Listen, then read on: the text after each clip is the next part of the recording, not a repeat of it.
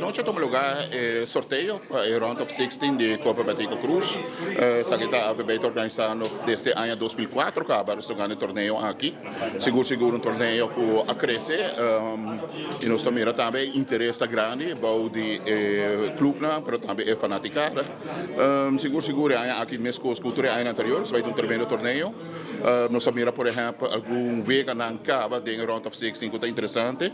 Seguro, por ejemplo, un RCLO enfrentar um equipe na Bretanha, que quer tocar um wega top, se nós mira standing de nosso campeonato, seguro outro wega não também, que quer sair estimular e time não também para não começar a preparar para a ano, tudo de training e esta dona é fanático também, chance para Bingwak futebol, para nós drive full de futebol, a 26 um ano mundial, onde se hope futebol. Então seguro algo hope positivo e nós turta ansioso para com o ganhar a comissão.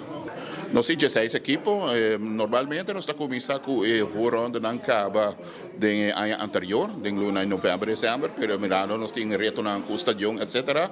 Nós põe primeiro 6 equipos não, ao fim bisa primeiro número 3 de todos pool de divisão 1, junto com 10 equipos da divisão nord. Na classificar para o round of 16, para se nós podemos começar já o sa acaba com o primeiro round. E ganadora, 8 ganadores vai para quarto final, seguido depois para 4 na semifinal. E a única coisa que nós temos assim, aqui nós temos a exceção, e final no toma lugar dia 25 de janeiro, maneira tá tradicionalmente riba dia de Batico, ele toma lugar dia 13 de fevereiro, para motivo que nós temos compromisso de U17 feminil na estádio dia 25 de janeiro.